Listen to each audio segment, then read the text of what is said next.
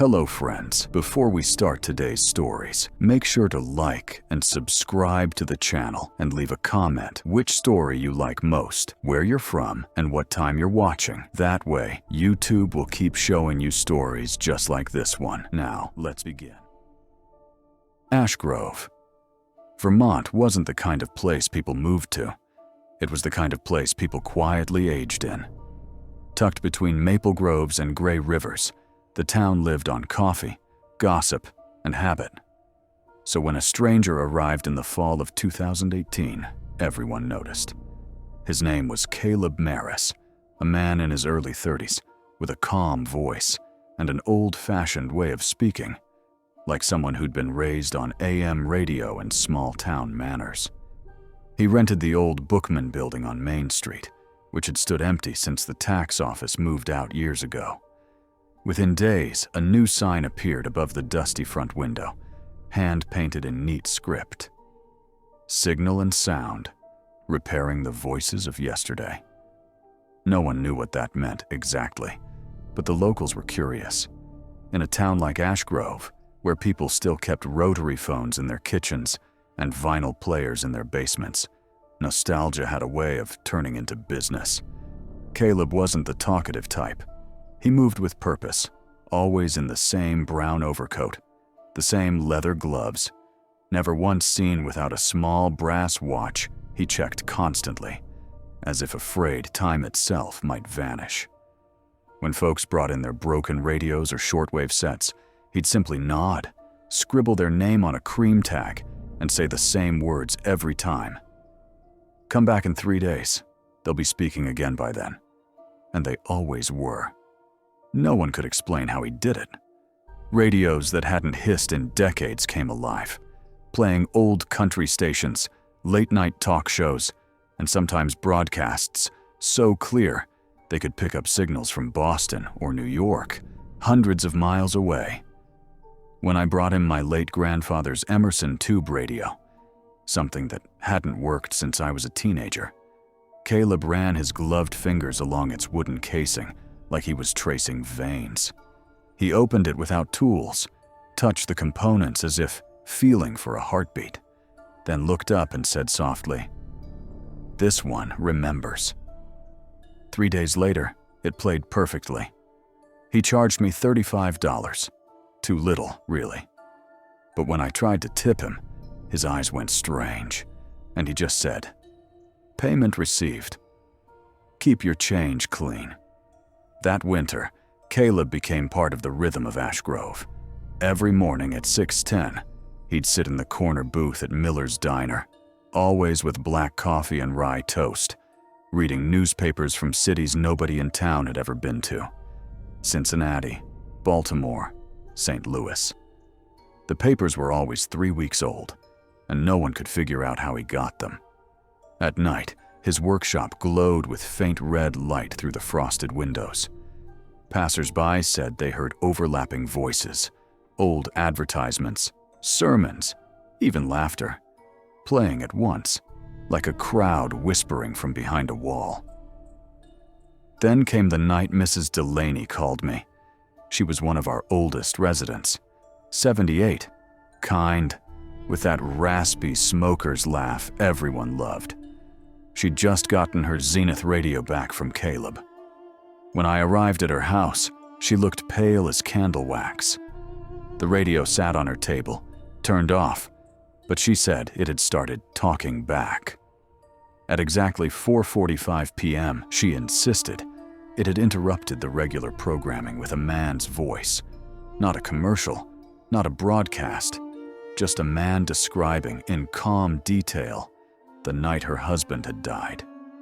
The exact words she'd said when she found him, the sound of her slippers on the kitchen floor, even how she'd whispered, "Don't leave me," though no one had ever been there to hear.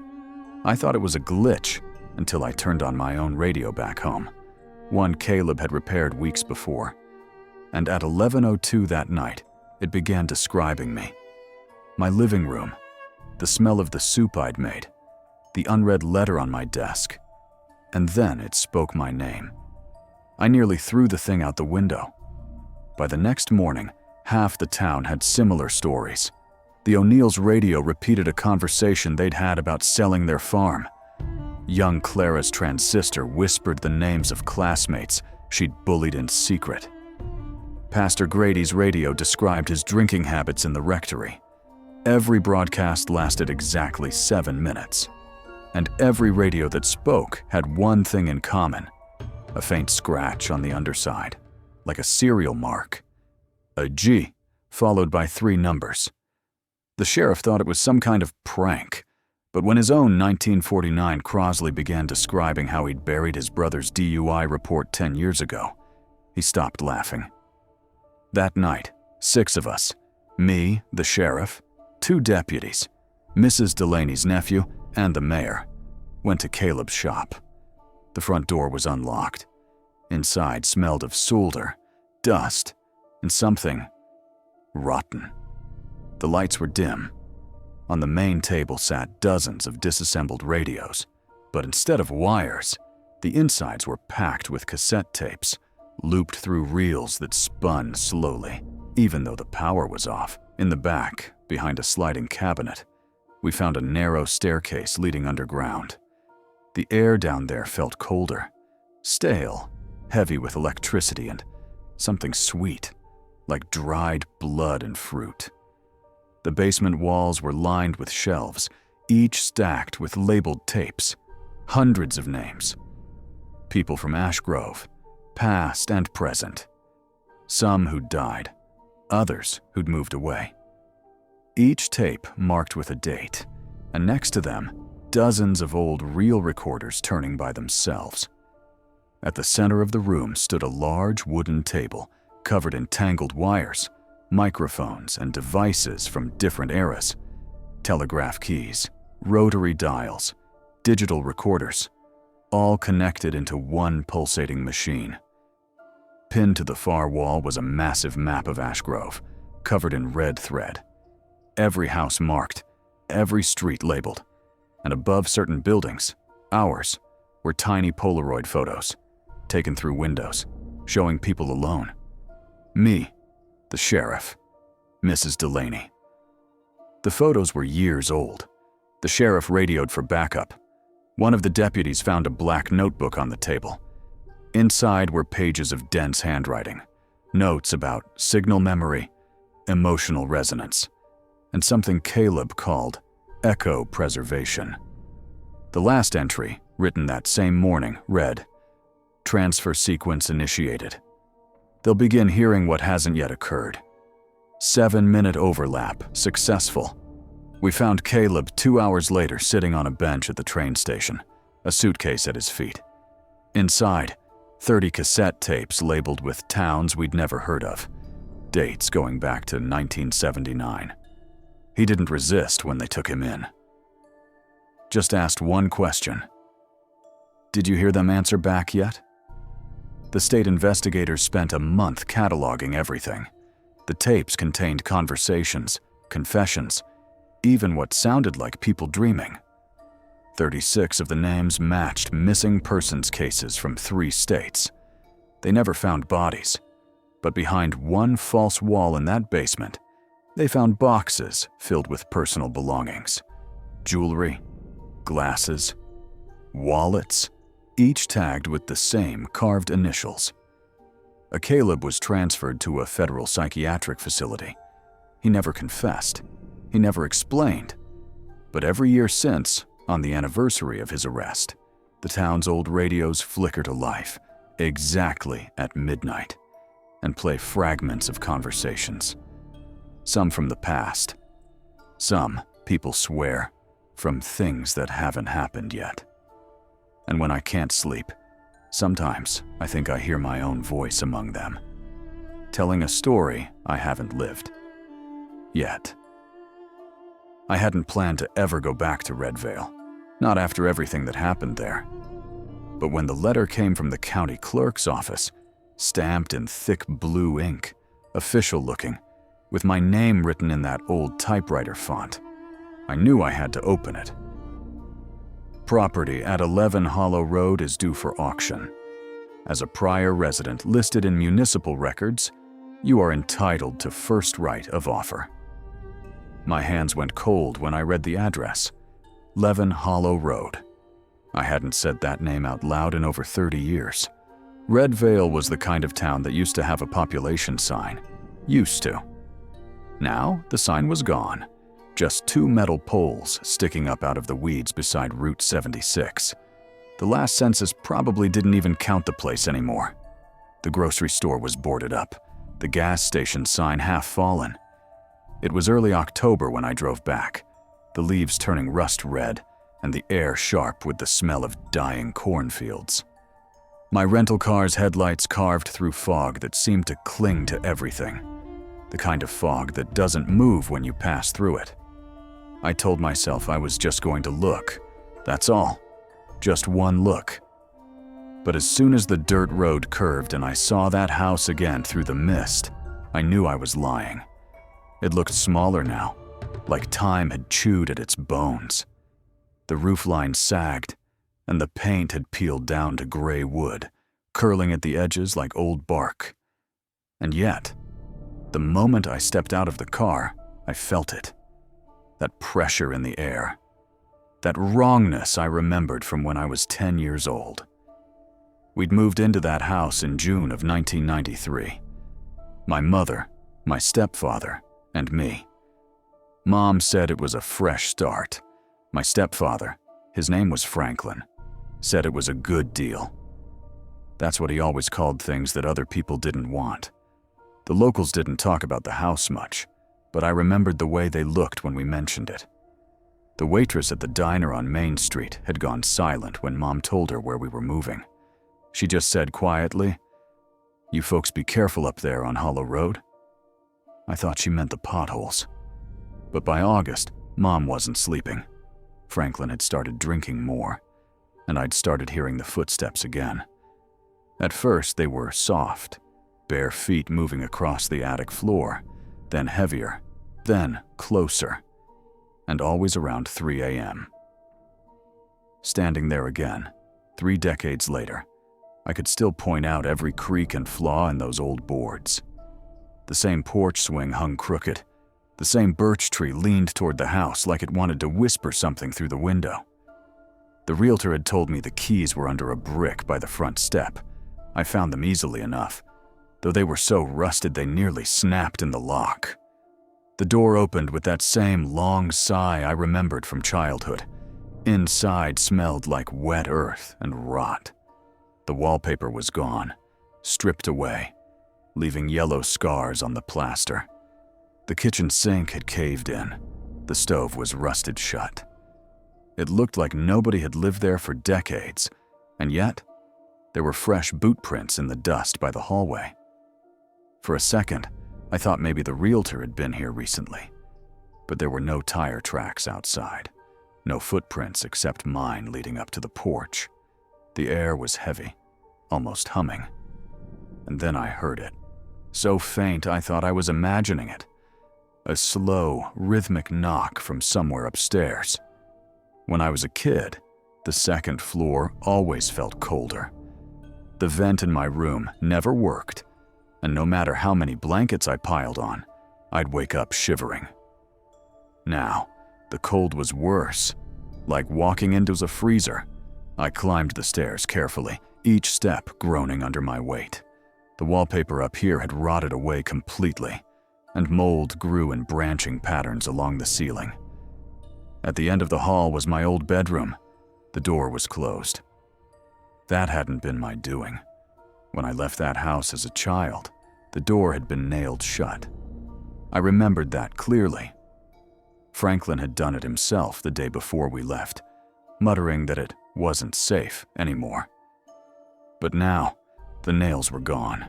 The door was closed tight, but not locked. I turned the knob. The room inside was almost empty, except for an old rocking chair and a pile of debris in the corner. And there, on the far wall, was the same stain I remembered. That pale, long shape that stretched from floor to ceiling. When I was 10, I used to tell Mom it looked like a person. She'd laugh and say, "It's just water damage, honey." But even now, it still looked like someone standing there. Someone impossibly tall. The shape seemed to shimmer faintly when my flashlight hit it. I blinked, and for just a second, I swore the outline moved. There was something about that wall that felt thin, like it wasn't really the back of the house. I remembered Franklin saying something once, that the house's dimensions didn't make sense. The rooms didn't line up right. I pressed my hand to the plaster. It felt soft, hollow. I pushed harder, and part of it cracked away. Behind it was wood paneling, newer than the rest of the room. A hidden wall. I chipped at it with the edge of a broken floorboard until I made a hole big enough to look through. The beam of my flashlight cut into darkness. There was space back there, at least a few feet wide, and inside that space were things. An old suitcase, a child's tricycle, a dozen Polaroid photos scattered across the floorboards, the edges curled from moisture. I reached in and pulled one out. It showed a family standing in front of the house, a man, a woman, and 2 little boys. The photo was dated 1972. The woman's eyes were scratched out. I must have called the county sheriff out of instinct. Some part of me wanted someone else to see this, to tell me I wasn't crazy.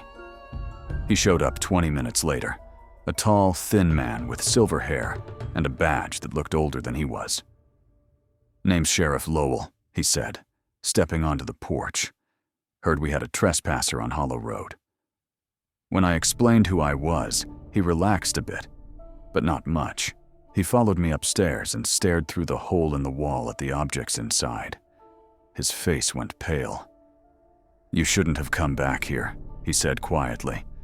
"Some things don't like being remembered."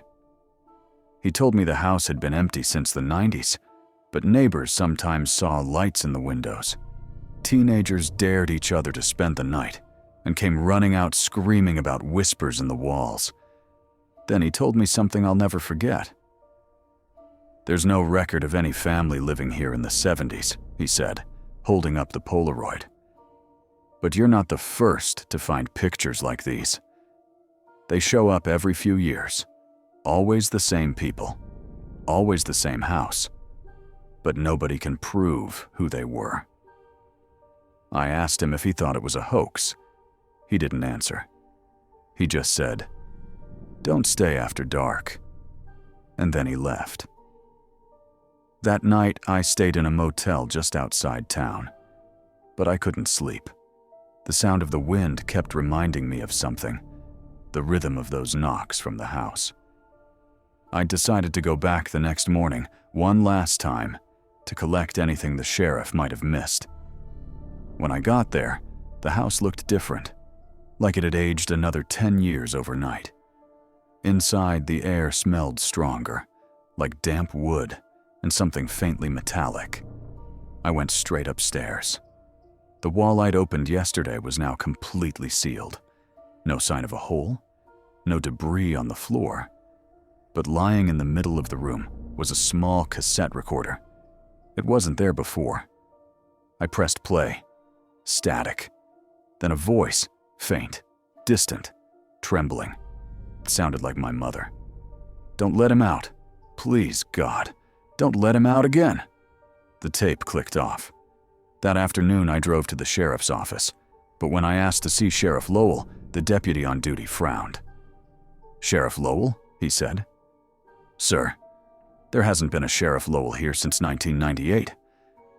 He died. Heart failure. You sure you got the name right?"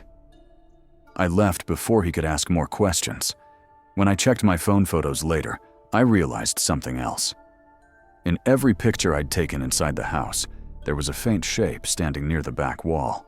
Long, thin, almost human, but not quite.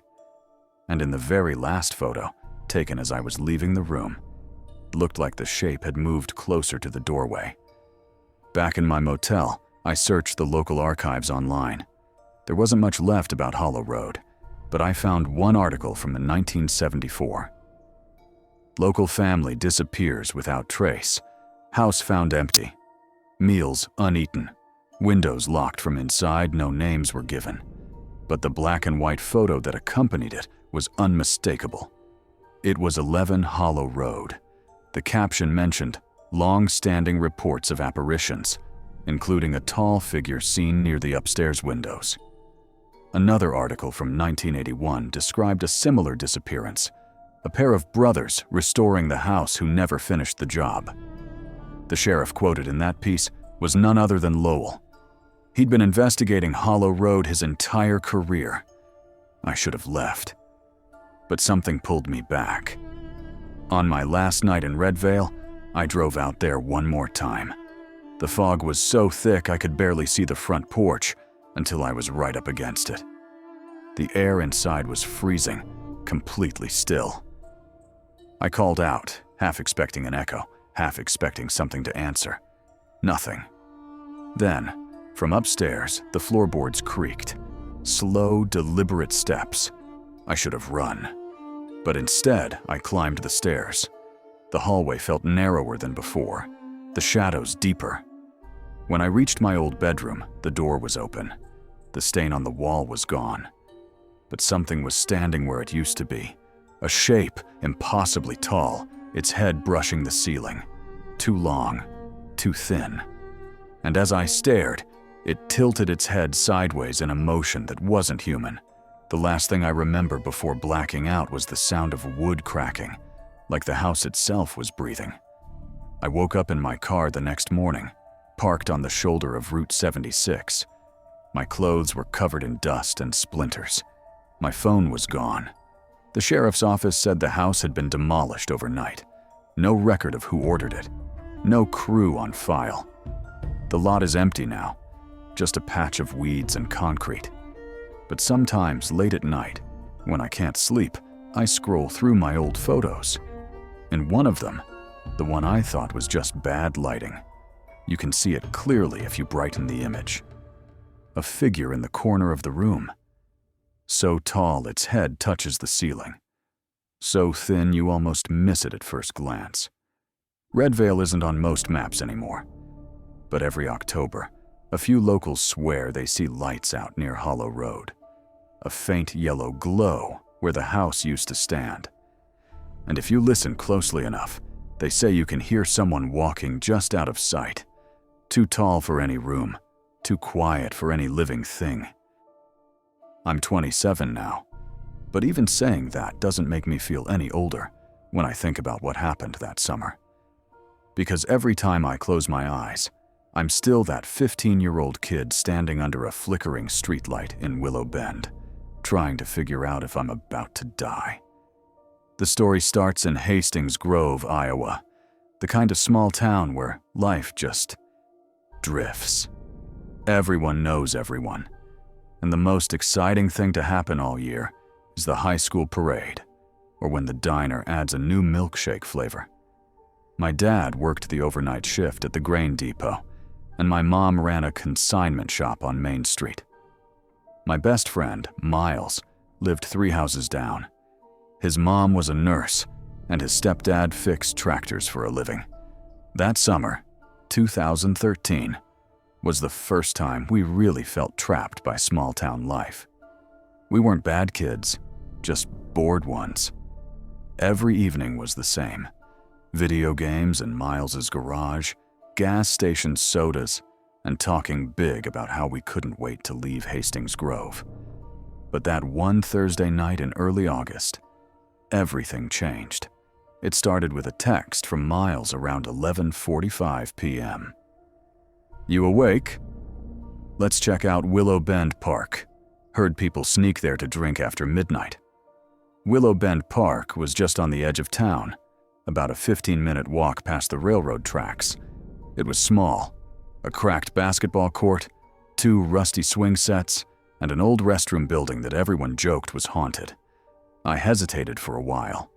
My parents were asleep and sneaking out felt risky. But boredom and teenage stupidity are powerful motivators. I texted back, "Give me 10. By 12:20, I was climbing down the maple tree outside my window with a flashlight in my hoodie pocket. The air was thick with that humid Midwest summer smell, damp grass and diesel fumes from passing trucks. We met at the corner of Willow Street. Miles was already there, holding a half-empty Mountain Dew and grinning like an idiot. "Dude, this is going to be legendary," he said. "Yeah," I lied, already uneasy. We reached Willow Bend Park around 12:40. The streetlights didn't reach that far out, and the whole place was wrapped in shadows. The moon was thin, barely lighting the cracked pavement of the basketball court. That's when we noticed it. A car. A dark sedan sat near the court, engine running, headlights off. At first, I thought maybe it was an old cop car or something, but then we saw the faint orange glow of a cigarette from the driver's seat. "Who the hell just sits in a car with the lights off?" Miles whispered. We stood there, half hidden behind a bench. The sound of the idling engine felt loud, like it was breathing.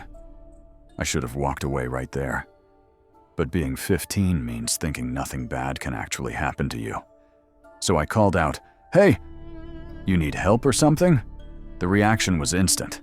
The car's engine roared, tires screeched, and the sedan whipped around so fast it nearly jumped the curb. The headlights flashed on for half a second, just long enough for me to see a man's face through the windshield. I couldn't see much, but I remember one thing clearly. He was smiling. Then the car shot down Miller Avenue and disappeared into the dark. We stood frozen for a full minute, hearts hammering, before Miles laughed nervously. "Probably some drunk dude," he said. "Yeah, probably," I answered, but I didn't believe it. We walked further in, because apparently near-death experiences weren't enough to make us go home. The swings creaked as we sat down, the metal chains moaning with every push. We started joking again, trying to shake the tension, when I noticed something. The door to the restroom building, a squat concrete box maybe 30 feet away, was open just a crack. 6 inches maybe, enough that the darkness inside looked deeper than it should. And then I saw it. A shape.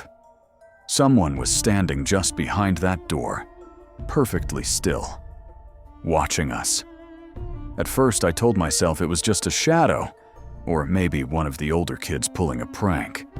But then the figure moved, just a fraction, and moonlight caught on something shiny. It was a mask. Not a scary movie mask, but one of those cheap plastic animal faces they sell at the county fair. This one was supposed to be a fox, or maybe a coyote, painted red and gold, fake fur glued to the sides, peeling off in spots. The person wearing it just stood there, head slightly tilted, staring at us through the gap. Miles followed my gaze, and I felt him stiffen beside me. For a few seconds, we didn't move, didn't even breathe. Finally, Miles whispered, "We should go." He pulled out his phone, switched on the flashlight, and pointed it toward the restroom. The second that light hit, the door slammed shut. Hard. The sound echoed through the park like a gunshot. And then, silence.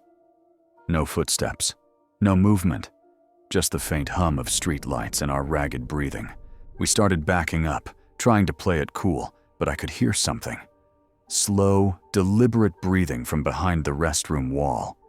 Like whoever was inside wanted us to know they were there. Miles's flashlight was shaking in his hand, the beam dancing across the cracked concrete. And then, from behind us, a noise. The sound of gravel crunching. We spun around just in time to see someone standing near the basketball court. Another person. Tall, wearing a hooded sweatshirt, motionless. "Run," I whispered. And we did. We sprinted past the park gate, through backyards, over fences, through someone's garden. I don't even know how long. My lungs burned, and my legs felt like jelly. But I didn't stop until we reached my house. We locked the doors, pulled the curtains, and sat in the corner of my room shaking. Miles was pale, sweat dripping down his face. "What the hell was that?" he said between gasps. "I don't know," I said. "I don't ever want to." We stayed up the rest of the night, too scared to sleep. Around 5 a.m., Miles checked the video he'd recorded on his phone. Most of it was dark and blurry. Our footsteps, our voices. But there was one frame, one single second, when his flashlight caught something near the restroom. It wasn't just the mask. Behind it, you could see part of a shirt. Blue scrubs, like a hospital nurse would wear. And on the front, a huge dark stain. Neither of us spoke for a long time after that. The next morning, my mom called me downstairs. She was making coffee, watching the local news. The headline said, "Police investigate suspicious activity at Willow Bend Park." On the screen was the same place we'd been just hours earlier. The playground, the basketball court, the yellow crime tape fluttering in the breeze. The reporter said officers had found potential evidence related to criminal intent inside the men's restroom. They showed pictures, a roll of duct tape, a pair of zip ties, and a backpack that had been shoved above a ceiling panel. The moment I saw that backpack, I felt sick. Miles's stepdad knew one of the deputies. That afternoon, we found out more than what the news was saying. The backpack contained a large hunting knife, a rag soaked in chloroform, a prepaid cell phone with several text messages sent between 2 numbers, and a small notebook with addresses and dates written inside. 2 of those addresses were ours, mine and Miles'. Police had also pulled footage from the gas station cameras across the street. At 12:53 a.m., it showed 2 teenage boys, us, walking into the park. And less than a minute later, that same dark sedan creeping behind us with its headlights off. But what made my stomach turn was what came next. The footage showed someone else entering the park at 11:28, almost an hour before we even left my house. They parked a white pickup truck with mud covering the plates, carried a backpack into the restroom, and never brought it back out. When investigators checked the pickup, it was gone. Stolen from a car lot 2 towns over. Same with the sedan. The police told our parents we were unbelievably lucky. If we'd stayed even 10 minutes longer, it could have been a completely different story. Over the next few weeks, rumors spread fast. There were reports from towns nearby. 2 teens missing in Greenfield. A girl grabbed outside a rest stop in Oskaloosa. A boy chased near a campground outside Cedar Falls. All with the same details. Late at night, masked figures, stolen cars, and traces of chloroform. Then, just as suddenly as it began, it all stopped. No arrests, no suspects, no names. It was like they vanished. Miles moved to Chicago the next year. We talked for a while, but he changed. Quieter, jumpier. I can't blame him. As for me, I still live in Iowa. Different town now. But I don't go out after dark anymore. I can't. And sometimes, when I'm driving home late and pass a small park, the kind with one flickering light and an empty swing moving in the wind, I feel it again. That crawling sense that someone's watching. That if I look hard enough into the shadows, I'll see that red and gold fox mask staring back at me. The security feed flickered like a dying candle, each monitor showing the same gray corridors of concrete and rusted pipes. Nothing moved. Not the dust. Not the shadows. Just that low electrical hum that never seemed to stop. It was my 3rd week as the night maintenance lead at Garrison Logistics Depot, a government facility turned storage warehouse just outside a dying Midwest town called Halewood. To most people, the complex was nothing more than 4 steel buildings and a handful of floodlights in the middle of nowhere. But the paperwork I'd been handed my first day said the site had once been part of Project Elkspire, a Cold War-era bunker network built in the 1950s to house communication servers and chemical reserves in case of nuclear war. When the program was shut down in the 80s, the military sealed the lower levels and sold the property to a private contractor. Over the decades, ownership changed hands a few times, until a shipping company bought it and used it for heavy equipment storage. That's where I came in. I told myself it was just another paycheck. My divorce had left me nearly broke, and Halewood was cheap. Still, I couldn't shake the feeling that the place wasn't as abandoned as it looked. The wind that night came hard across the plains, a sharp howl that made the steel siding rattle like a sheet of tin. I sat alone in the control room, sipping cold coffee and marking off tasks from my clipboard. Routine stuff. Check fire extinguishers, reset circuit breakers, inspect basement sump pumps. Around midnight, I headed into Building 2, which the staff jokingly called the bunker. It was built directly over what had been the command center of the original facility. The old elevator shaft was still there, welded shut decades ago, and according to the blueprints, it dropped nearly 200 feet below ground. Halfway through my walkthrough, I heard it, a hollow clang echoing up from somewhere beneath the concrete floor. It came in threes. Clang, clang, clang. Then silence. The sound was faint but deliberate. I waited, counting seconds in my head. Then it came again. 3 more strikes. Then nothing. The wind outside couldn't reach down here. The pipes had been replaced years ago. Still, I wrote it off as settling metal, logged it, and moved on. But by the next night, it happened again. Same time, same pattern. By the 4th night, I decided to trace it. The sound always started at 11:13 p.m., sharp. So I brought my phone, a decibel meter app, and a portable camera. I followed the noise to the far back corner of Building 2, where the old blast doors had been sealed over with concrete slabs. The walls down there were colder, the air heavier. And even though the space had no ventilation, I could feel a faint draft, like air moving through unseen cracks. That's when I noticed the floor markings, faint tracks, where something heavy had been dragged recently. The cleaning crew didn't come down here. No forklifts were allowed inside after dark. Still, something had left those marks. The clanging started again, closer this time, directly beneath me. My boots vibrated with each impact. Then came something new. A voice. Not words exactly. More like a muffled groan rising through layers of soil and concrete. I froze. The voice lasted maybe 5 seconds, then faded.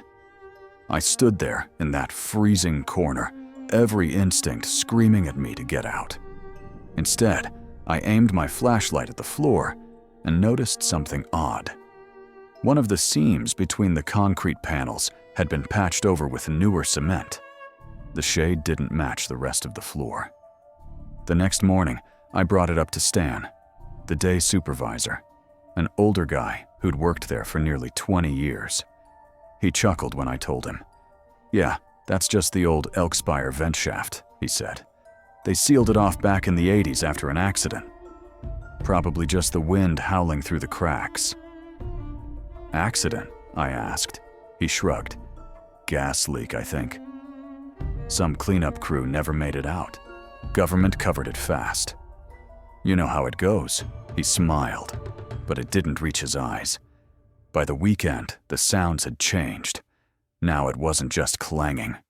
There were metallic scrapes, the grinding of gears, and once, unmistakably, a low mechanical hum that seemed to pulse through the entire building. At 11:15 sharp, my flashlight flickered out. The security cameras glitched too, all feeds momentarily showing static. When they came back on, one monitor, the one showing the sealed blast doors, displayed something that made my stomach drop. A light. Faint, pale green, shining from a crack along the floor.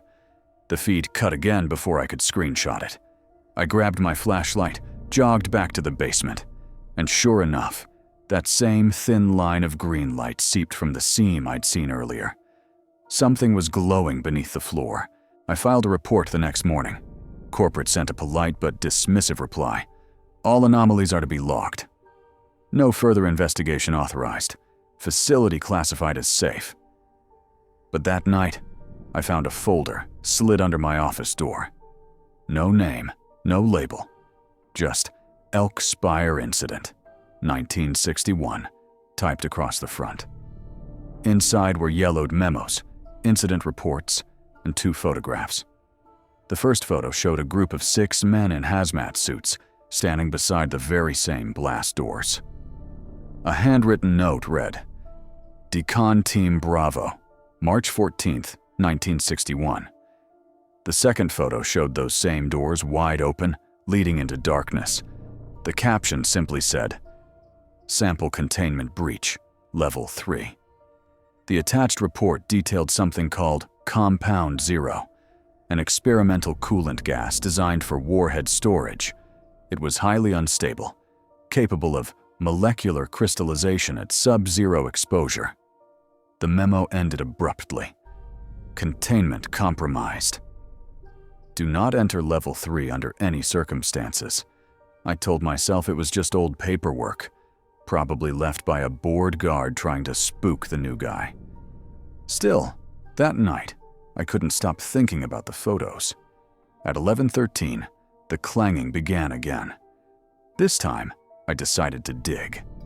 I grabbed a hammer and chisel from the maintenance cage and started working at the patch line.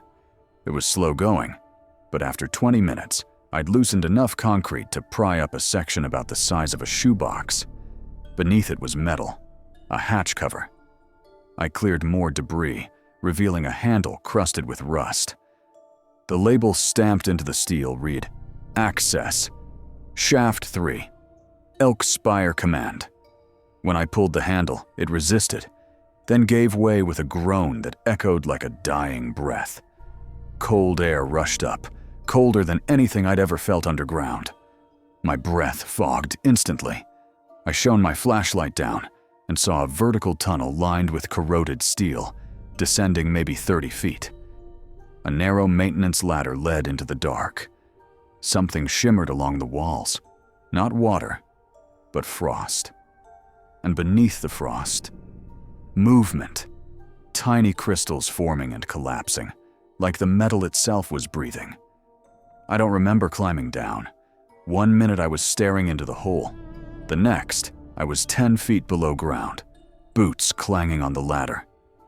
The deeper I went, the quieter the world became, until even the sound of my own breath was swallowed by the cold. At the bottom, the tunnel opened into a chamber maybe 20 feet wide. The walls were covered in frost so thick it looked like ice coral, and in the center of the room stood an old generator, still humming faintly, its casing coated in crystallized residue that pulsed with that same green glow I'd seen on the cameras. Next to it lay a clipboard, frozen to the floor. I pried it loose, the top page half legible beneath layers of frost. March 17th, 1961. Decon attempt failed. Gas pressure increased beyond safe levels. 4 men unaccounted for. Commander Hensley sealed Level 3 manually. Temperature falling fast. Unknown cause. Sergeant L. Crane. I heard a sound then. Not clanging this time, but a whisper, carried on the cold. It wasn't words exactly, but it came from the far side of the room, near a collapsed corridor. When I swung my flashlight, the beam landed on shapes frozen into the frost. Vague outlines of human forms pressed against the wall, faces distorted in silent screams. Their hands reached out, fingers fused to the metal. The light flickered again, and for a split second, I could have sworn their eyes moved. I bolted for the ladder, but when I reached it, something slammed against the wall behind me. Once, twice, 3 times. That same deliberate rhythm I'd heard for weeks. Clang, clang, clang. I didn't look back. I climbed until my arms ached, until my head hit the hatch. But when I pushed, it wouldn't budge. Something heavy pressed from the other side. My flashlight sputtered out.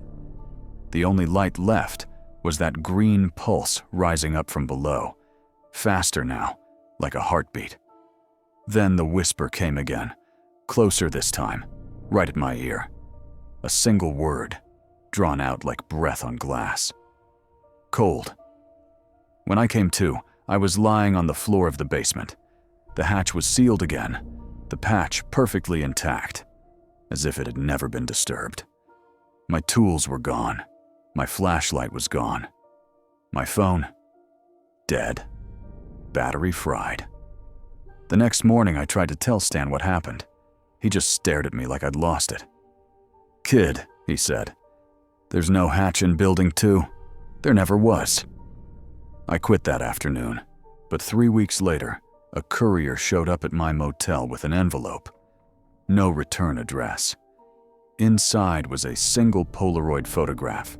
It showed the basement corner of Building 2. The concrete floor cracked open, and faint green light glowing beneath it. On the back, written in shaky handwriting, were 3 words, "Still holding cold." That was 2 years ago. I moved states, changed jobs, tried to forget.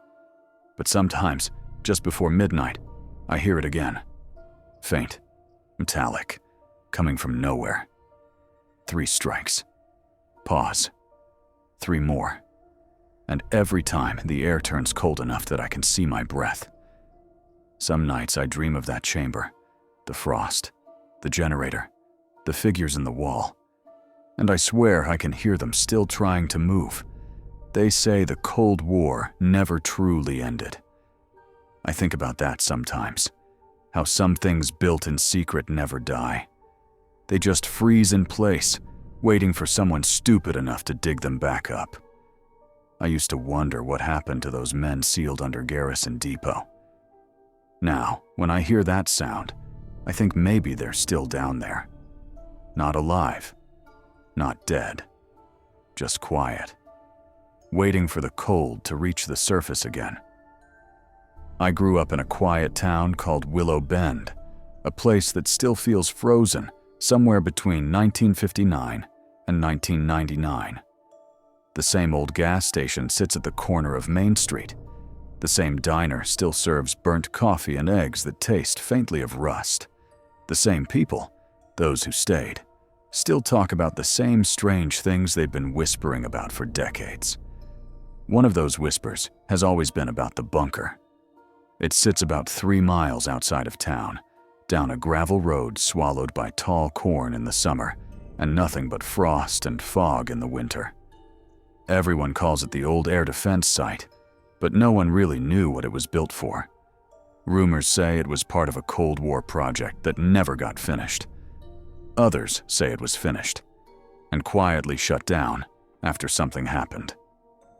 For as long as I can remember, nobody went near it.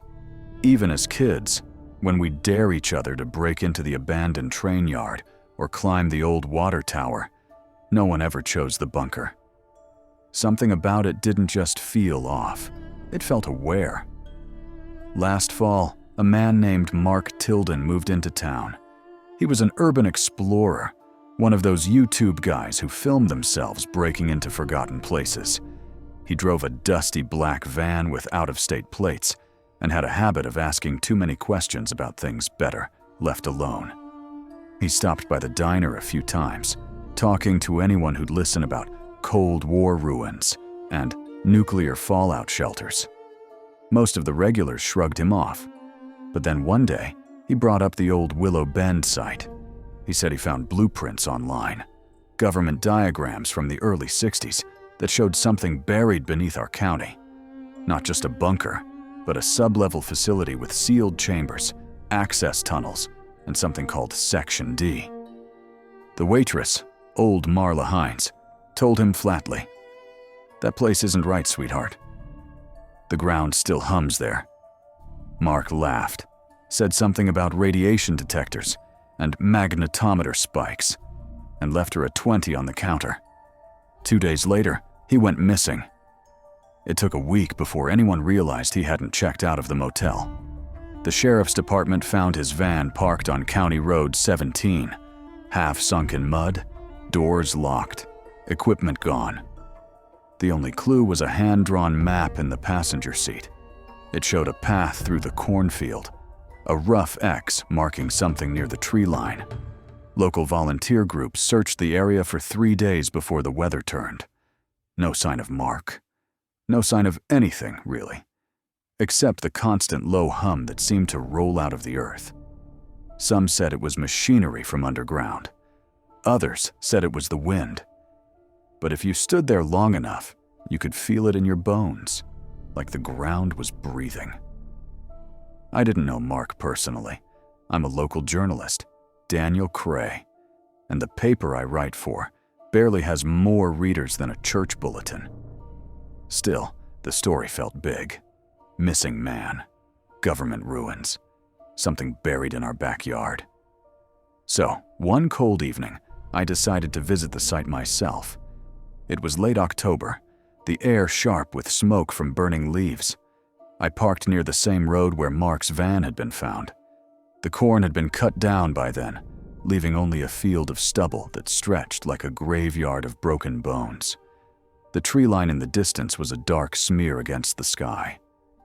I followed the map from the case file, down the hill, over the creek, and into the trees.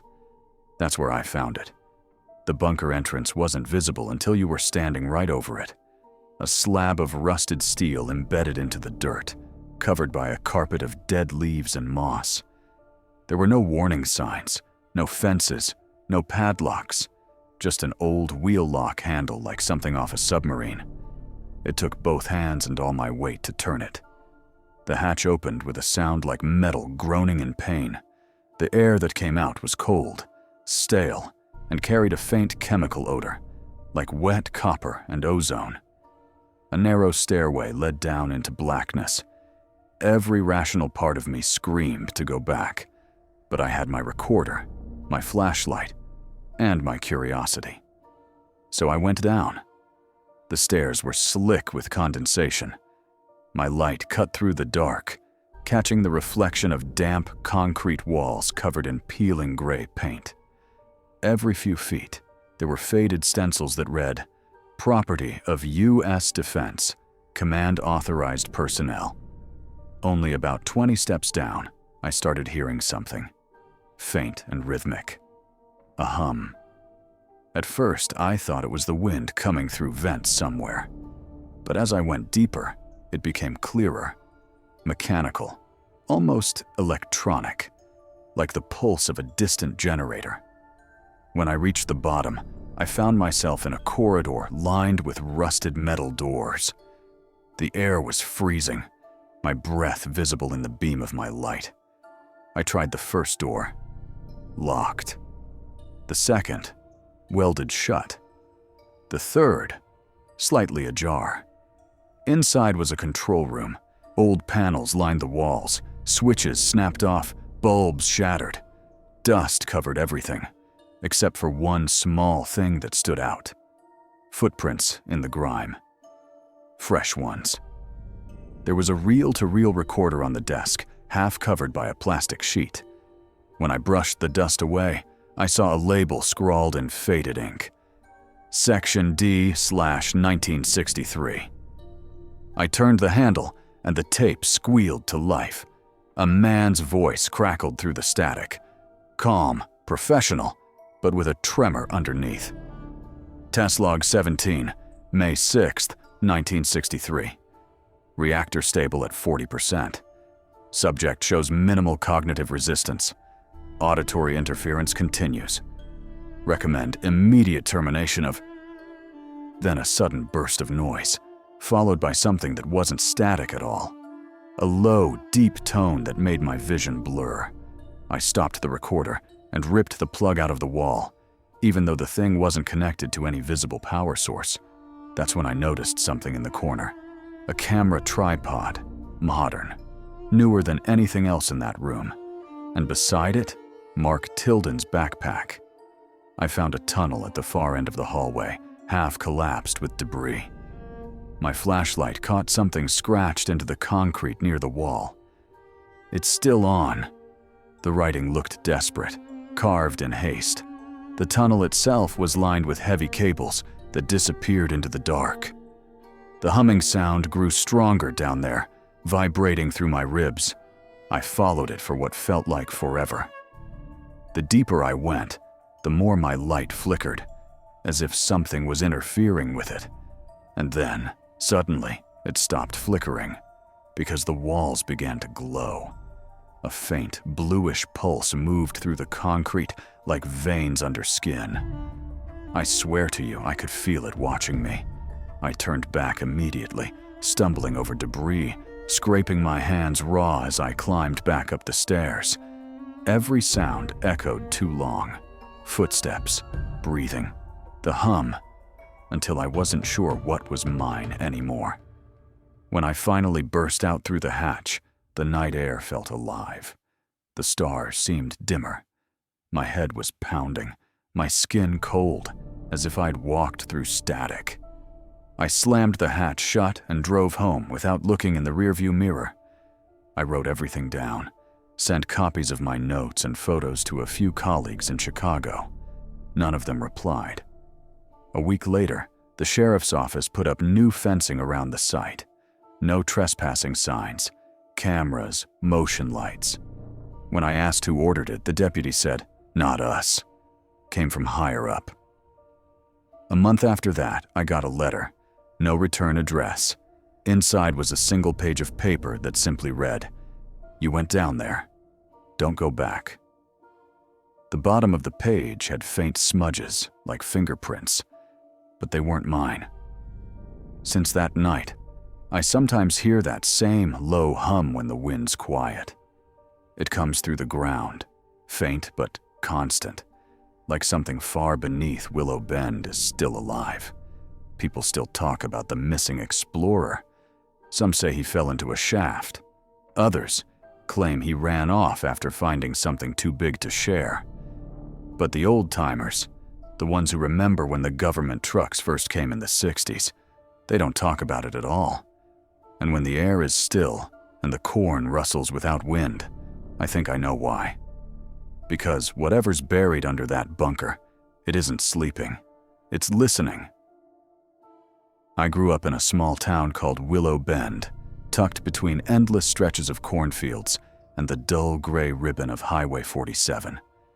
The kind of town where the loudest thing you'd hear after sunset was the wind scraping through dry stalks or the occasional bark from a neighbor's dog. There were maybe 800 people living there, enough to fill the high school gym on game nights, but not enough to keep secrets for long. That was true for everything in Willow Bend, except what lay beneath it. When I was a kid, I'd heard whispers about the bunker, a leftover relic from the Cold War. My granddad used to mention it when he was deep in his whiskey. He said the government built it back in the 60s, a fallout shelter big enough for 200 people, complete with supply tunnels and sealed steel doors. When the project was declassified in the 80s, the workers just packed up and left. No one knew who maintained it after that, or if anyone did. It wasn't marked on any maps. You could only find it if you knew where to look. Half a mile past the grain elevator, down a dirt trail that disappeared into the tree line. Most folks in town had forgotten it existed. I wish I had too. I was 24 when I came back to Willow Bend. My father had passed from a heart attack, and the house needed clearing out. He'd left behind boxes of old letters, rusted tools, and a shed that leaned so far sideways it looked ready to collapse, the kind of work that takes weeks when you're alone. During one of those long afternoons, I found something strange in the basement. Hidden behind a loose section of paneling was an old metal key, tagged with a cracked plastic label that simply read, "Access, Sector 12. At first, I thought it was junk from his factory days. But when I showed it to Eli, an old friend who worked for the county survey department, his face drained of color. "That's a military tag," he said. "Sector 12's the old shelter. You found this in your dad's place?" I nodded. Eli looked at the key again. Then I'd say your old man had some stories he never told. We decided to go see it that weekend. Saturday afternoon, we loaded up my truck with flashlights, batteries, and a bolt cutter. The dirt trail leading to the site had nearly vanished beneath weeds and thorns. By the time we reached the clearing, the sun was already sinking low, painting everything in rust-colored light. The entrance sat half buried in earth, a massive steel hatch with faded yellow lettering. U.S. Civil Defense. Willow Bend Contingency Site. It was exactly like the stories said. I used the key on a small padlock beneath the handle. It clicked open like it had never been touched by time. The door groaned as we pulled it up, releasing a breath of cold, stale air. Inside was a concrete stairwell descending into blackness. Eli laughed nervously. Man, this is how horror movies start. I wish he hadn't said that. We went down with our flashlights cutting through the dark. The temperature dropped with every step. The air smelled metallic, like rust and dust that had been trapped for decades. At the bottom, we found a long corridor lined with heavy steel doors. Most were welded shut, but one stood slightly open, a sliver of darkness leaking out like smoke. Inside was a control room, rows of panels, dead monitors, and a long table with scattered folders. The walls were covered in flaking paint, and there were boot prints in the dust. Fresh ones. Someone's been here, Eli muttered. The sound of our breathing filled the room. Then, faintly, we heard something else. Dripping. It echoed from somewhere deeper in the complex. Slow, rhythmic, like water landing on metal. We followed it. The deeper we went, the stranger it got. Whole sections were flooded ankle deep. Other hallways were collapsed, choked with debris. We passed an old dormitory where rusted bunk beds leaned at awkward angles, blankets still clinging to the frames. I found an old calendar pinned to the wall, April 1972. The dates were crossed out up to the 14th. After that, nothing. It was like everyone just stopped one day and never came back. We reached a wide chamber labeled Operations Hub. The dripping was louder now, echoing from behind a sealed door marked Sector 12A, authorized personnel only. The key I'd found fit perfectly. The lock gave way with a metallic snap, and the heavy door swung open on stiff hinges. The room beyond was massive, easily the size of a gymnasium, with pipes running along the ceiling and rows of machinery humming faintly in the dark. But what caught my attention wasn't the machines. It was the light. A single bulb flickered in the far corner, powered by what looked like a portable generator. Next to it stood a small workstation, a metal table covered in notebooks, tools, and what looked like fresh food wrappers. Someone was living down here. Eli hissed under his breath. We need to go. But before we could back out, something moved in the darkness. A scraping sound, like metal dragging across the floor. "Hello," I called out. My voice bounced down the corridor and died. Silence. Then came a faint beeping from the workstation. I stepped closer and saw an old monitor flicker to life, casting a pale glow. On the screen was a grainy black and white image of the stairwell we'd entered from. A live feed. Someone had been watching us the entire time. Eli backed away, eyes wide. "We're leaving. Now." But curiosity, or stupidity, made me linger a second longer. There were dozens of notebooks stacked on the table. I grabbed one and flipped it open. Inside were entries, written in neat, slanted handwriting. June 3rd, 2019. Subject activity observed above ground near Old Carter House. Still monitoring. Noise from Sector 12 stable. September 14th. Equipment in upper corridors malfunctioning again. Voices in the vent system during low pressure cycles. Testing, ongoing. December 7th. 2 visitors entered, observing. That last line was circled. Twice. That's when the generator cut out. Darkness swallowed the room. The beeping stopped. The hum of machines died. All I could hear was breathing. Slow, steady. But it wasn't mine. "Eli?" I whispered. He didn't answer. I swung my flashlight toward where he'd been standing. The beam cut across empty air, then stopped on something wet smeared along the concrete wall. A handprint, dark and glistening. My stomach twisted. There was a movement in the shadows ahead, a brief flicker of motion, like someone retreating into a side tunnel. I ran. I didn't even try to find Eli. I bolted back through the corridors, splashing through puddles, scraping my shoulders against the cold concrete walls until I reached the stairs. The door at the top was still open, the pale daylight spilling in like salvation. I didn't look back. When I finally made it home, I called the sheriff's department. They sent a unit out within the hour. By the time they arrived, I was shaking so badly I could barely explain what happened. 2 deputies went down into the bunker. They came back half an hour later, pale as ghosts. One of them said, "Sir, there's no generator down there. No light. No workstation. Nothing." They said they found no trace of Eli either. Just his flashlight, cracked open near a rusted ladder that led even deeper underground, into what they described as a sealed chamber. But here's the part that made my skin crawl. The ladder ended at a hatch that was welded shut from the inside. They brought in a team a few days later. Welders, engineers, the county surveyor. They opened the lower hatch. The chamber beneath it was small, circular, lined with steel walls. In the center sat an old recording console, covered in dust and age. The wires snaked into the walls like veins.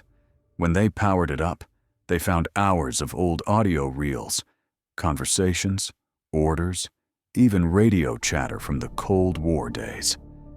But the last recording was different. It wasn't from the 70s. It was dated March 12th, 2023, the day after we went down there. All it said was a distorted voice repeating, "2 subjects observed. Surface return incomplete." Awaiting next cycle, no one could explain how that tape existed. Weeks went by. They sealed the bunker again, this time under federal supervision. They said it was unstable, unsafe, off limits. But every now and then, late at night, I'd see a faint glow out there beyond the fields, where the entrance used to be. They said it was the reflection of distant headlights. But the light didn't move like headlights. It pulsed, like it was alive. It's been nearly a year now. I never heard from Eli again. His family held a service, closed casket, even though there was nothing to bury. I kept one thing from that night, the notebook I'd grabbed from the workstation. I don't know why I didn't hand it over. Maybe I just needed to know. The last page has a single line scrawled in the same handwriting, but it's smeared, like whoever wrote it was trembling. They listen best when it's quiet above. I moved to a different town after that, found work in a warehouse near Omaha. I don't tell people where I'm from. Most nights I sleep fine, but sometimes, when the wind hits just right, I swear I hear that faint beeping again, like a signal beneath the noise. And sometimes, I dream of a stairwell lit by a flickering bulb, the smell of cold metal in the air, and the sound of someone just out of sight, breathing, waiting. It's strange how quickly a place can feel like home. When my fiancée, Nora, and I moved to Whisper Pines, Missouri, it felt like we had stumbled into one of those postcard towns people talk about, but never actually find. The kind of place where kids still rode their bikes after dark, where the old diner sign buzzed softly every night, and where everyone waved from their porches without asking too many questions. We rented a 1-story house at the edge of town, with tall cedar trees pressing in close on both sides. It came with a narrow yard, and a small back deck that looked out over an untamed patch of woods. You could hear the crickets humming even from inside, and on still nights, the air smelled faintly of rain and pine sap. We had been there for 3 weeks when we found Misty, a small gray cat with white paws and mismatched eyes, lurking behind the trash bins near the back fence. She looked hungry but calm, like she had belonged to someone once. Nora coaxed her out with tuna and brought her inside. From that night on, Misty was ours. Or maybe we were hers. She followed us from room to room, always quiet, except when she wanted to go outside. She'd sit by the back door, tail flicking, eyes locked on the woods like she was listening to something we couldn't hear. At first, it was just a small thing, a quirk. Cats stare into nothing all the time. But Misty's stillness had weight to it. She'd crouch, ears pricked, every muscle rigid, staring between the trees long after the wind had stopped moving the branches. One Thursday evening, near the end of September, Nora was in the kitchen making dinner while I cleaned the gutters. I remember the smell of wet leaves and metal, the way the sky burned pink behind the tree line. Misty was sitting at the edge of the deck, just watching. When I climbed down, she was gone. It wasn't unusual for her to slip off into the yard, but when the sun dipped below the trees, I started to feel that low, quiet panic you can't reason with. I called her name, shaking the treat bag, searching with a flashlight. No sound, no movement, just the echo of my own voice coming back at me through the woods. We spent hours looking for her that night. Nora cried softly when we finally gave up. "She'll come back," I told her, even though I wasn't sure I believed it. We left the porch light on and a bowl of food outside. By morning, the bowl was untouched, but there were footprints in the mud. Not paw prints, boot prints. Over the next few days, we made flyers, knocked on doors, and talked to everyone within a 2-block radius. Most folks were kind, sympathetic. One old man, Mr. Delaney, who lived 2 houses over, said something that stuck with me.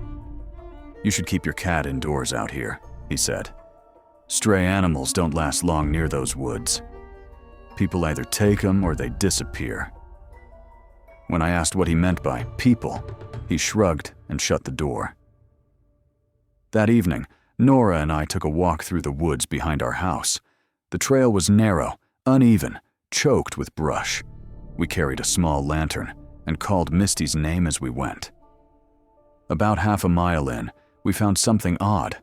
An old stone well, covered in moss and surrounded by rusted fencing. The air there felt different, colder, heavier. And tied to the fence post was a strip of gray fur. Misty's fur. It looked freshly torn, tangled around the wire. Nora wanted to leave right away, but I lingered. There were faint scratch marks in the dirt leading toward the well, like something, or someone, had dragged its hands through the soil. I couldn't shake the image. We went home in silence. That night, I couldn't sleep. Around 12:30 I heard it, a faint sound, like scratching at the back door. At first, I thought it was my imagination. But when I looked, the door handle was moving, slowly, deliberately, as if someone was trying not to make noise. I froze. Then it stopped. When I opened the door, nothing was there. But right in the center of the doormat sat Misty's collar, the one she'd been wearing when she vanished. It was perfectly clean. The small bell attached to it was polished, almost shining. When I picked it up, it was warm. The next morning, Nora insisted we check the door camera. We had installed it just a week earlier to monitor package deliveries. The footage made my blood run cold. At 12:31 a.m., a figure walked up to our porch. A tall person in a heavy jacket and hood, face completely hidden. In one hand, they held what looked like a lantern, not a flashlight, but an old metal lantern with a dim, flickering glow. They bent down, placed Misty's collar on the mat. adjusted it until it was perfectly straight, then leaned close to the door, so close the camera nearly lost focus. They whispered something. We replayed it over and over, turning the volume all the way up. It was quiet, muffled, but we both heard it. You shouldn't have looked. Nora covered her mouth. I just sat there, staring at the screen, my heart pounding so hard it felt like it was shaking the room. We called the sheriff's office the next morning. The deputy who came out, a tired man named Rogers, looked like he wanted to believe us, but didn't quite know how. He said he'd check the area and advised us to keep our doors locked. That night, I checked the yard again. It had rained that morning, so the soil was soft. Near the edge of the woods, I saw them again. Boot prints, deep, fresh, leading toward the old well. The next day, I went back alone. The air was damp, the smell of rot thick. I brought my phone, a flashlight, and a small pocket knife, just in case. The well looked even older in daylight. The stones were cracked, the inside filled with shadow and water that reflected no light. As I walked around it, I noticed something new. A small wooden box wedged between two stones. I pulled it out. It was lined with faded fabric and filled with trinkets, keys, broken glass, small bones, a piece of blue fabric, and at the bottom, Misty's name tag. That was enough. I dropped the box and ran. We stopped going near the woods after that. But that didn't stop them. Each night something changed around the house, so small it almost felt like coincidence. The porch light unscrewed halfway, the back gate left open. A window latch flipped up when we were sure we'd locked it. Sometimes around midnight, I'd see a dim light moving between the trees. Not like a flashlight beam, more like a flicker, a lantern's glow. The final straw came 2 weeks later. I woke up around 2 a.m. to the sound of something dragging across the porch, slow scraping. When I checked the camera feed on my phone, I saw that same hooded figure standing near the edge of the porch, holding the lantern low. They didn't move. For almost 2 minutes, they just stood there, staring at the house. Then, slowly, they reached out toward the camera and placed something directly in front of the lens. The screen went dark. When I went outside the next morning, the camera was gone. In its place, taped to the wall, was a photograph. It was a picture of our living room window, taken from outside the night before. And in the reflection, both Nora and I were visible, asleep on the couch. We packed our things that day. By sunrise, we were driving away from Whisper Pines. The deputy never called us back. We never found out who it was, or why they took Misty, or how they knew what we'd seen at the well. We moved to Kansas City, into a second-floor apartment with no trees, no yard, and neighbors on every side. For a while, it felt safe. But some nights, when the world goes quiet, I hear faint scratching at the door again. Just once or twice. Soft, deliberate. And sometimes, when I check the hallway camera, there's nothing there. Just the faint sound of wind moving past the microphone, like someone breathing too close to it. I haven't been back to Whisper Pines, but every few months, I see posts online in local groups, photos of missing pets, cats, dogs, each one lost near the woods, each family describing the same thing. Food bowls untouched, footprints in the mud, strange figures seen at night. None of them mention an old stone well, but maybe they just haven't looked far enough. When I first moved to Cedar Lane, I told myself it would be temporary. A year, maybe less, just long enough to rebuild, to feel human again after everything that had gone wrong. The divorce, the job loss, the way every conversation with my ex ended in silence. I needed space. So when I found that little 2-bedroom rental outside of Milford, it felt like the universe had finally thrown me a lifeline. The house wasn't much. Weathered siding, an uneven porch. The The faint smell of dust and old wood that clung to everything inside. But it had quiet, and that's all I really wanted. The kind of quiet you can almost hear pressing against your ears. I moved in late September. The air was crisp, the leaves had just begun to turn, and Cedar Lane itself looked like something out of a faded postcard. Narrow, tree-lined, and so still that sometimes it didn't feel like a road at all.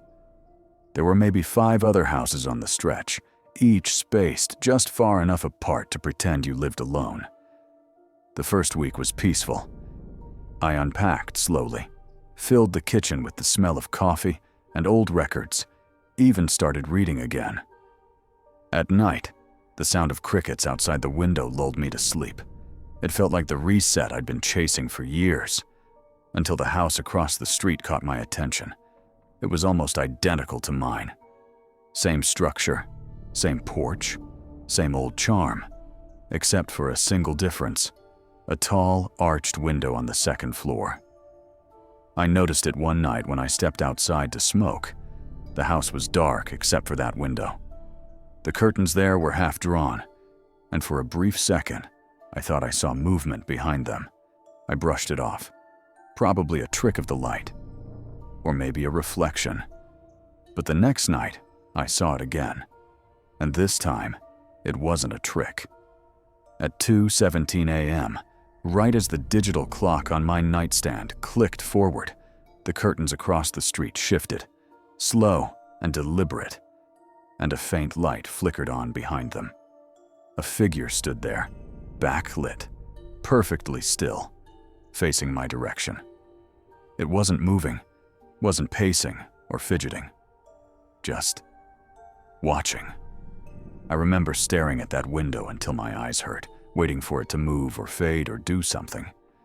But after a minute, the light went out and the curtains fell shut again. I told myself not to overthink it. Small towns had strange rhythms. Maybe my neighbor worked night shifts, or maybe he just liked standing at windows. But when it happened again the next night, same time, same still silhouette. The hairs on my arms stood up like static. By the 4th night, curiosity beat out fear. I decided to find out who lived there. The next morning, I crossed the street. Up close, the place looked older than I thought. Paint peeling, porch steps warped, mailbox stuffed with unopened envelopes. Still, there was a car in the driveway, an old blue Ford, sun-bleached and dusty but not abandoned. I knocked twice. After a long pause, the door creaked open. A man in his late 40s peered out, gray at the temples, hollow eyes, wearing a paint-splattered sweatshirt. He gave me a tired smile. "Can I help you?" "Hey," I said, trying to sound casual. "I just moved in across the street." I thought I'd say hi. Also, sorry if this sounds weird, but I keep seeing someone at your upstairs window around 2 in the morning. His expression didn't change. He blinked once, slow, and said, "There's nobody up there." I laughed awkwardly. "Oh, okay, maybe I was mistaken. I live alone," he said flatly. Then, as if he'd rehearsed it, "Good night." He shut the door before I could respond. I stood there for a while, feeling foolish. Maybe I'd just embarrassed myself. But something in his voice, the complete lack of surprise, felt off. Like he wasn't confused. Like he was used to people asking about that window. That night, I stayed up again. 2:17 came. The curtains moved, but the figure wasn't there this time. I leaned closer to the glass, trying to make out any shape in the dark. For a few moments, I thought maybe the whole thing had been in my head. Then I noticed something strange, a faint reflection in my own window. It looked like my silhouette, but not quite. The head was tilted at an odd angle. Wrong. I took a step back, and the reflection didn't move. The next morning, there was something taped to my front door. A photo. It showed me sitting at my desk, looking at my laptop. The shot was taken from behind, from somewhere inside the room. I froze. The blinds had been closed that night. There was no way anyone could have seen in. I tore through the house, checked the closets, under the bed, the attic crawl space, every corner. Nothing. Every window was still locked from the inside. I drove straight to the Milford Sheriff's office. The deputy on duty, an older guy with a coffee-stained mustache, took one look at the photo and shrugged. "Looks like someone's screwing with you. We've had a few prank calls lately. Kids with drones. Probably it wasn't taken from outside," I said. "Look at the angle." He nodded slowly but didn't write anything down. "We'll take a look." He never did. That night, I turned off every light and waited in the dark. At exactly 2:17, the curtains across the street opened again. The same pale glow filled the window. But now, there were two figures standing side by side. I couldn't breathe. They stood still for a full minute, motionless. Then one of them raised an arm and waved. A slow, precise motion. Then the curtains snapped shut. I didn't sleep. When the sun came up, I walked back across the street, heart hammering. The car was gone.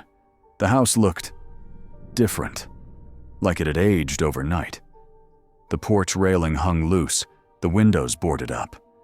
There were even no trespassing signs nailed to the door that hadn't been there before. I backed away, confused and nauseous. Later that afternoon, I called the property office that had rented me my place and asked about the neighbor's house. "Oh, that one?" the woman said after a pause. "Nobody's lived there in years. It's condemned. Something about a fire in the 90s. Why?" I hung up without answering. I wish that had been the end of it. The next few nights were quiet. No lights, no movement.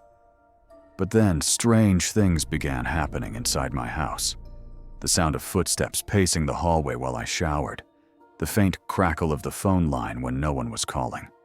A whisper so low it might have been the house settling, except it came from inside my bedroom wall. One night, around 1 a.m., I heard a faint tap at the window. Not loud, just enough to make me freeze mid-breath. I turned the flashlight on and saw another photo pressed against the glass from the outside.